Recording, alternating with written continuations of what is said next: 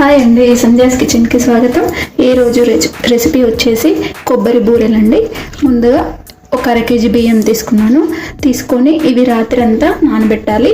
Morning ఏం చేయాలి అంటే ఈ నీళ్ళన్నీ ఒకసారి 2 సార్లు కడిగేసుకొని ఈ నీళ్ళన్నీ వంపేసుకోవాలి. ఇప్పుడు ఈ బియ్యాన్ని స్టెయినర్లో వేసి ఇలా వడకట్టుకోవాలండి. ఒక 10 నిమిషాలు ఇందులోనే ఉంచుకోవాలి. నీళ్ళన్నీ కిందికి వడిచిపోతాయి కదా. ఒక 10 నిమిషాల తర్వాత వేరే క్లాత్లో పోసుకొని ఆరబోసుకోవాలి. చూడండి, ఒక 10 నిమిషాల తర్వాత ఇలా ఒక కాటన్ క్లాత్ తీసుకొని ఒక 10-15 నిమిషాలు కొంచెం పొడి పొడి అయ్యే వరకు నీళ్ళన్నీ పీల్చుకున్న తర్వాత గ్రైండ్ చేసుకోవాలి. ఇప్పుడు 10 నిమిషాలు నానబెట్టుకున్నాం కదా, మనం క్లాత్లో వేసి ఆరబోసుకున్నాం కదా. ఇప్పుడు వీటిని గ్రైండ్ చేసుకుందాం. ఇప్పుడు మనం గ్రైండర్లో ఇలా గ్రైండ్ చేసుకున్నాం కదా మంచి పౌడర్గా. ఇప్పుడు దీన్ని ఒకసారి జల్లించుకోవాలండి. మనము ఇందులో ఏమీ లేకుండా కొంచెం దొడ్డు రవ్వలాగా వస్తుంది కదా, అది లేకుండా జల్లించుకోవాలి.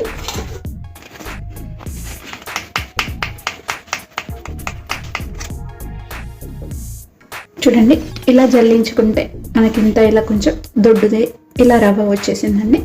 దీన్ని పక్కన పెట్టేద్దాం. ఇలా జల్లించుకున్నాం కదా, ఇలా గట్టిగా ప్రెస్ చేసేసి దీని మీద ఒక ప్లేట్ పెట్టేసుకున్నాము. ఇప్పుడు నేను ఇక్కడ ఒక హాఫ్ కొబ్బరి తీసుకున్నానండి. నేను 1/2 కేజీ బియ్యం తీసుకున్నాను కాబట్టి ఒక హాఫ్ ముక్క మనకి కొబ్బరి ముక్క పడుతుంది. దీన్ని ఇలా చిన్న ముక్కలుగా కట్ చేసుకొని గ్రైండ్ చేసుకోవాలి.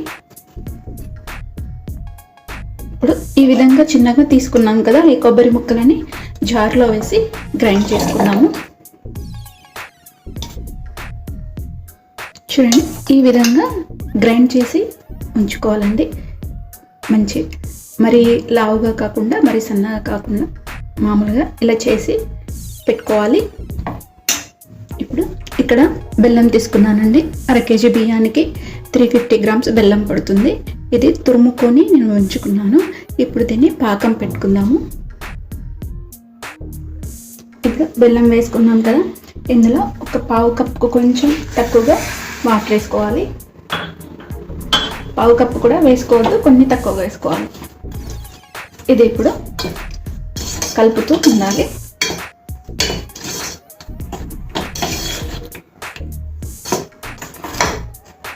మీడియం ఫ్లేమ్ మీద పెట్టుకొని కలుపుతూ ఉండాలండి.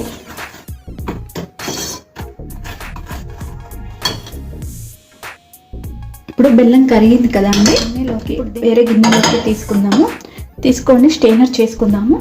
ఏమన్నా ఉన్నా కానీ ఇసుక, చిన్న చిన్న బండరాళ్ళు కూడా వస్తాయండి అప్పుడప్పుడు, కట్టె పుల్లలు, ఇవేమీ లేకుండా చూసుకోవచ్చు ఇలా వడబోసుకోవడం వల్ల.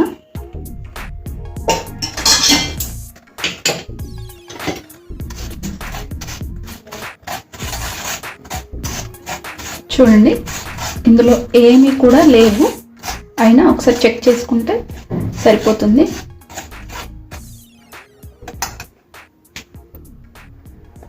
చూడండి, మనకు బెల్లం కూడా కరిగిపోయింది. ఇప్పుడు పాకము చూసుకుందామండి, ఒకసారి చెక్ చేసుకుందాము. ఇందులో కొన్ని వాటర్లో తీసుకొని ఇలా వేసుకోవాలి. ఇలా వేసుకున్న తర్వాత చూడండి, ఇలా కొంచెం ముద్దగా వస్తుంది కదా, ఇట్లా బాల్ లాగా రావట్లేదు. ఇప్పుడు అరిసెలకు మనం ఇలా ఏ విధంగా చేతిలోకి తీసుకుంటే ఇట్లా గట్టిగా ముద్ద రావాలి కదా, ఇప్పుడు చేతిలోకి తీసుకున్నాం కదా, ఇలా ముద్ద రావట్లేదు. ఇప్పుడు ఈ టైంలో ఇది సరిపోతుంది, ఈ పాకం కరెక్ట్ మనకి. ఇప్పుడు మనం గ్రైండ్ చేసి పెట్టుకున్న ఈ కొబ్బరి మిశ్రమం ఇందులో వేసుకోవాలి.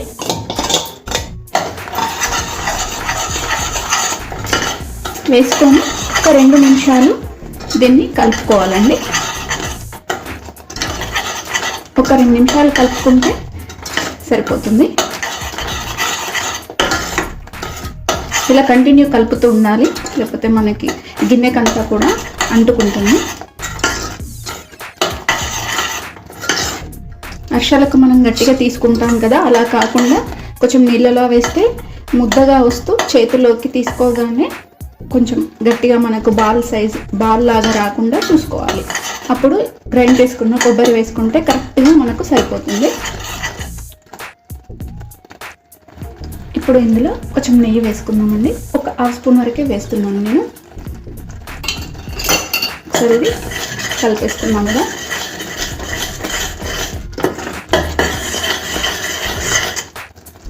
ఇప్పుడు కొంచెం కొంచెంగా పిండి తీసుకుంటూ ఇందులో వేసుకొని కలుపుతూ ఉండాలండి.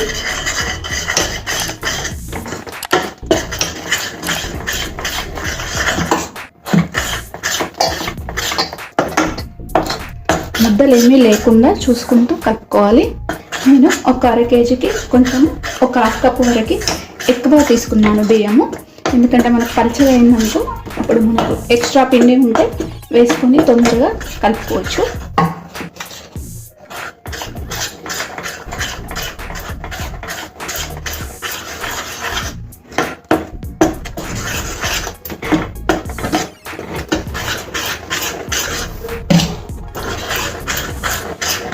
చూడండి ఈ విధంగా కలుపుతూ ఉండాలి. ఒక రేస్తో ఒకరు కలుపుతుంటే ఈజీగా అయిపోతుందండి. దీనికి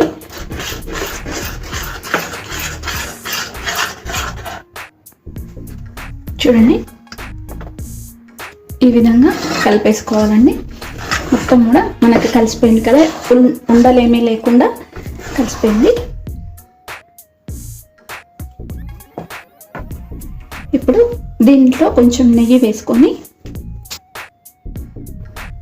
మరొక స్పూన్ నెయ్యి వేసేసుకొని ఇందులో మూత పెట్టి ఒక 10 నిమిషాలు మనం పక్కకు పెట్టేసుకుందాము. ఎందుకంటే మనకు పిండి చల్లబడాలి కదా. ఇప్పుడు దీన్ని మూత పెట్టేసి ఒక 5 మినిట్స్ ఇందులోకి వెళ్ళి స్పూన్ తీసేయాలండి. స్పూన్ తీసేసి పక్కన పెట్టేసుకుందాము.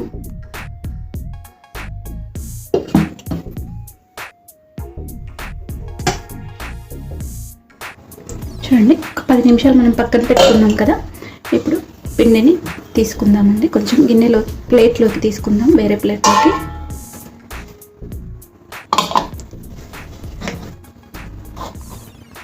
ఇది మూత పెట్టేసి పక్కన పెట్టేసుకుందాము.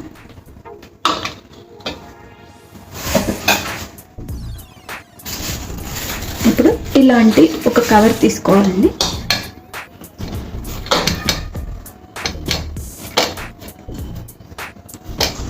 మనకు ఎంత చిన్న సైజుగా కావాలంటే చిన్న సైజు, పెద్దగా కావాలంటే ఎంత సైజు అయినా మనం చేసుకోవచ్చండి, మన ఇష్టం.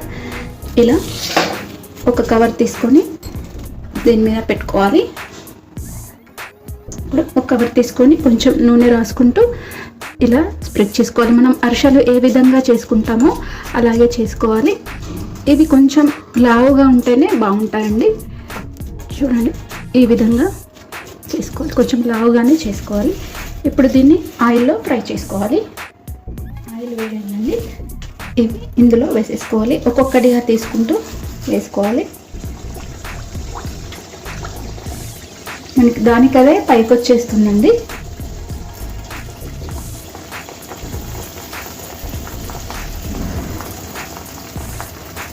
ఇప్పుడు దీన్ని ఇలా రివర్స్ చేసుకుంటే సరిపోతుంది. మంచి బ్రౌన్, మనం అరిసెలు ఏ విధంగా వేయించుకుంటామో ఇవి కూడా అన్నీ ఇదే విధంగా వేయించుకోవాలి.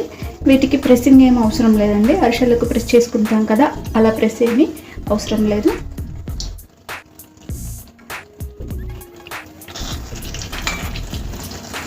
మరి హై ఫ్లేమ్ మీద కాకుండా, మరి లో ఫ్లేమ్ మీద కాకుండా మీడియం ఫ్లేమ్ మీద ఉంచి వేయించుకోవాలండి వీటిని.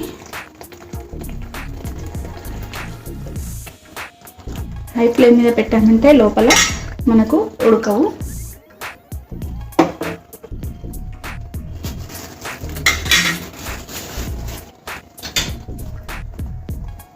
అలాగే మనం ఇంకా పిండి కూడా తీసుకుంటూ వేసుకోవాలండి.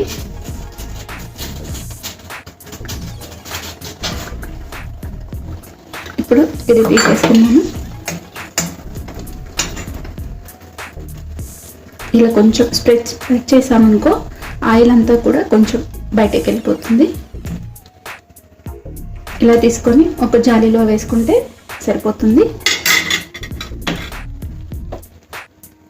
ఇప్పుడు మిగతా ఇంకోటి కూడా ఇదే విధంగా వేసుకున్నాము.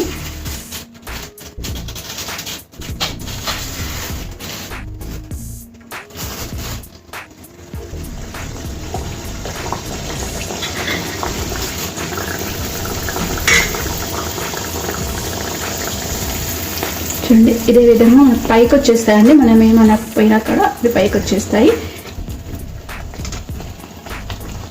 చూడండి నూనె కూడా అనిపించదండి.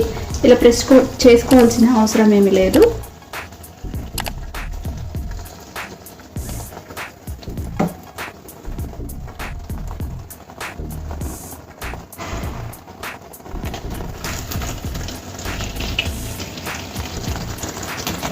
పిండి కాస్త కొంచెం ఎక్కువనే మనం తీసుకోవాలి. 1/2 కేజీకి తీసుకున్నామంటే ఒక 1/2 కప్పు ఎక్స్ట్రా తీసుకుంటే కరెక్ట్గా సరిపోతుంది. అన్నీ కూడా ఇదే విధంగా చేసుకోవాలండి.